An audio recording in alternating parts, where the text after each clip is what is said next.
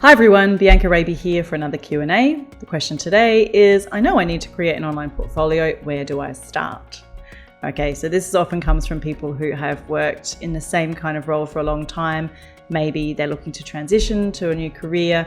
Maybe they're just looking for a new job and they've realized that actually it's really difficult to prove what you've done just with a CV, all right? And we need to create some sort of online portfolio in this digital world. So to start with, I just want to talk a little bit about LinkedIn, because LinkedIn is my first point of call. So that is the most important thing, I believe, right now for you in your education career. LinkedIn's been around for a long time. I remember when it came out, no one was using it. And I had this profile. I was like, what am I going to do with this? It didn't make any sense. But now it has remained the top way to showcase your professional life. Okay. It's not social media like everything else. It's not to post pictures of your family and your holiday and your deep, dark thoughts.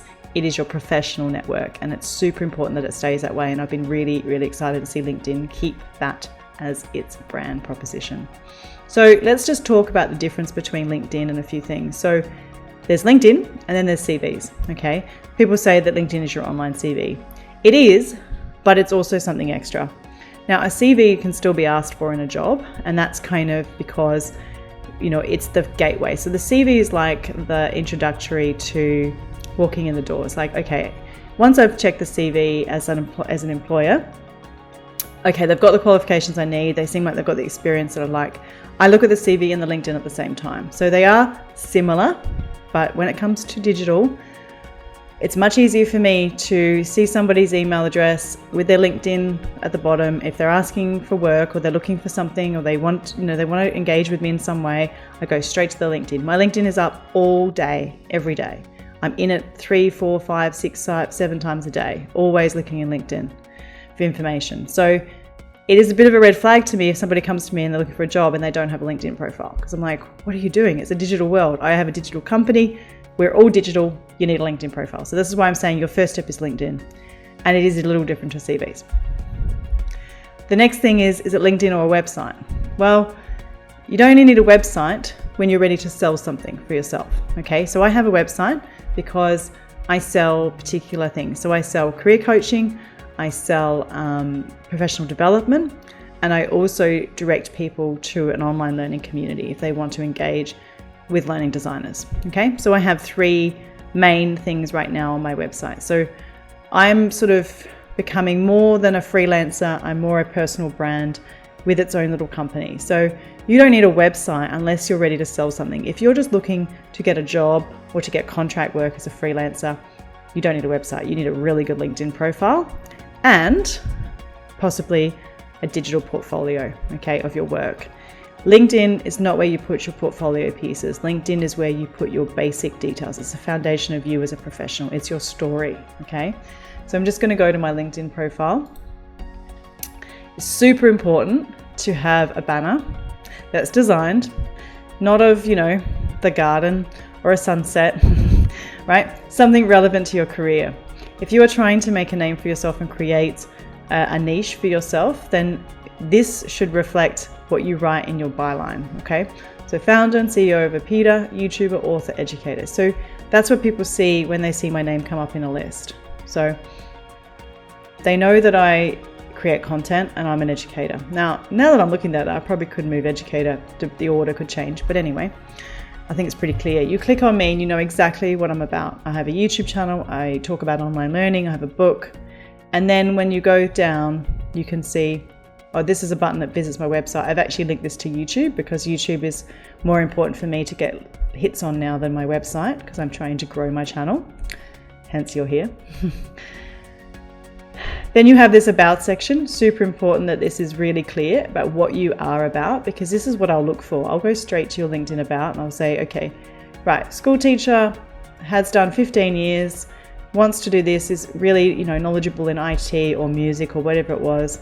And this is sort of where you also can put your intentions. So you can also go open to, and that's where you get that little funny box and tells you what you're open to. But this is also where you show your intention. So some people use this to say, I'm looking for these things right now. Then you've got your activities, so anything that you've done. So I can see if you've posted, if you've engaged with people, what you're doing, and then this is the experience. So if you're starting out, you know, the key thing is to get this right. So get all of your experience in that's relevant, get your education in that's relevant, any certifications.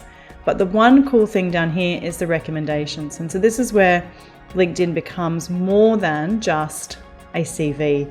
This is where people who are legitimate contacts of yours that you've worked with, that you have requested, have written testimonials for you. So you can go, you can see the ones that you've given to other people, and you can see the ones you've received. And you can make requests to people who say, hey, it was great working with you on the project.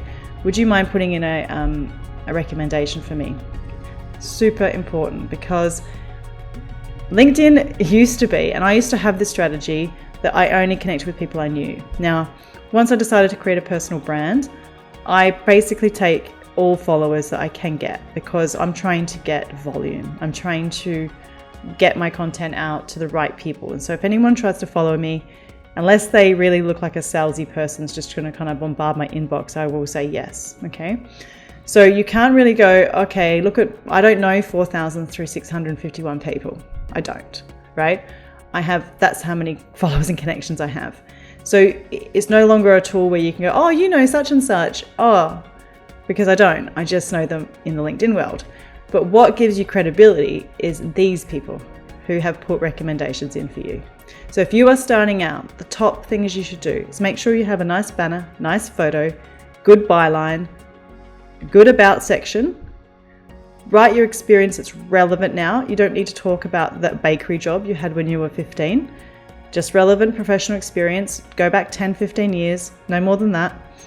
And then go and get some recommendations. Spend some time thinking about who on LinkedIn you would like to get a recommendation from. If you are then, from the next step, looking at portfolios, I did a video on portfolio making. This is really specific to people who work with digital product design and development. If you want to showcase what you've actually done and the kind of projects you've done, and you really want to tell that story, we recommend using the STAR model: situation, task, action, results. Then do a portfolio. And there is a video on my YouTube. I'll put the link in the description below, and there'll probably be a pop-up that says how to create a learning design portfolio, because that's a different tool and that's a different strategy. LinkedIn is to get my attention as an employer, and then this is to say, you know what I say I can do, and here's why, and here's who I've worked with. And that is also a super important second step, but we can do another video on that another day.